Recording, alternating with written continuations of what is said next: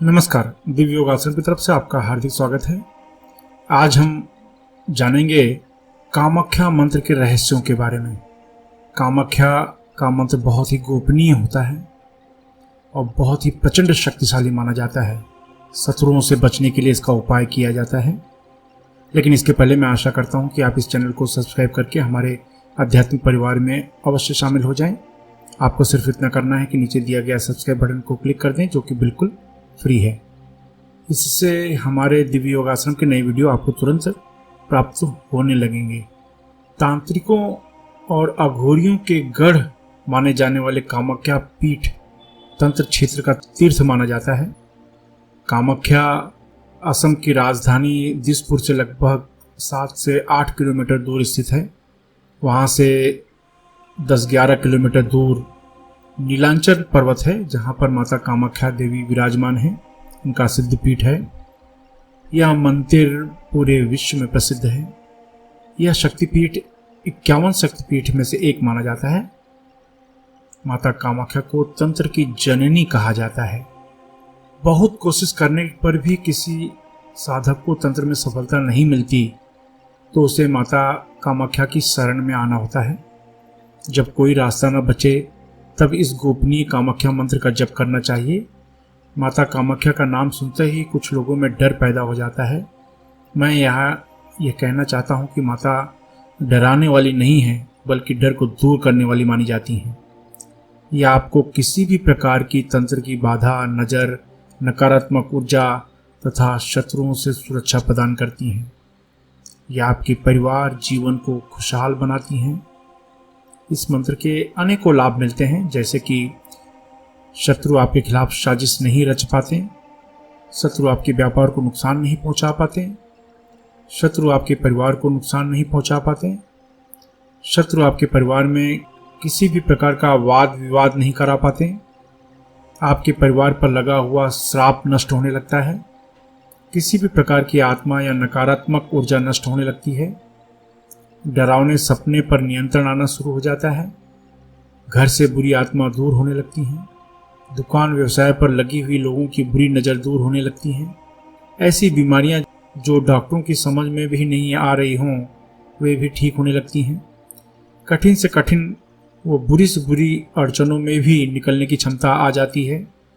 हर तरह की नज़र दूर हो जाती है। पति का संबंध अगर किसी दूसरी स्त्री से है तो वहाँ से वह वापस आने की संभावना बढ़ जाती है। तंत्र के नकारात्मक प्रभाव दूर होने लगते हैं। मनपसंद वर्ग की प्राप्ति के लिए यह साधना बहुत ही उत्तम मानी जाती है। परिवार के क्लेश समाप्त होने लगते हैं। वैवाहिक जीवन सुखमय होने लगता है। पति पत्नी एक दूसरे से हमेशा वफादार रहते हैं। बड़े से बड़े तांत्रिक प्रभाव को भी इस साधना के द्वारा नष्ट किया जा सकता है। शत्रु अपने षड्यंत्र में कामयाब नहीं होते। घर में सुख शांति लौट आती है। व्यापार तथा दुकान में की गई तंत्र बाधा समाप्त होने लगती है। अब जानते हैं इस मंत्र का अभ्यास कैसे करें। ढीले ढाले वस्त्र पहनकर किसी भी आसन पर बैठ जाएं। कुछ लोग जमीन पर नहीं बैठ सकते तो वे किसी कुर्सी पर या सोफा पर बैठ जाएं। अब 10 बार सामान्य प्राणायाम करें, यानी गहरी सांस लें और छोड़ें। इस तरह से 10 बार प्राणायाम करें। फिर अपने आज्ञा चक्र पर यानी दोनों आंखों के बीच में ध्यान देते हुए माँ कामाख्या का गोपनीय मंत्र ओम श्रीम श्रीम श्रीम कामाख्ये प्रसीद श्रीम श्रीम श्रीम ह्रीम स्वाहा, इस मंत्र का उपांशु जप करें, यानी बुदबुदा कर जाप करें। यह मंत्र का 10 मिनट तक आपको जाप करना है। इस तरह से इस मंत्र को 41 दिन तक नियमित रूप से जाप करना है। इस मंत्र में किसी भी माला का उपयोग आप कर सकते हैं, या आप बिना माला के भी इस मंत्र को 10 मिनट तक रोज जाप कर सकते हैं। 41 दिन के बाद आप इसके परिणाम देखकर आश्चर्यचकित रह जाएंगे। इस मंत्र का सही उच्चारण जानने के लिए आप हमारे व्हाट्सएप नंबर पर भी संपर्क कर सकते हैं, जिससे कि हम आपको ऑडियो फाइल भेज सकें। आइए अब जानते हैं कि माता कामाख्या का मंत्र जप के नियम क्या हैं। इस मंत्र जप को 18 वर्ष के ऊपर कोई भी स्त्री पुरुष कर सकता है। इस मंत्र को 41 दिनों तक नियमित रूप से जपना चाहिए। रात का समय जप करने के लिए शुभ माना जाता है। इस विधि में दीक्षा लेने की जरूरत नहीं होती।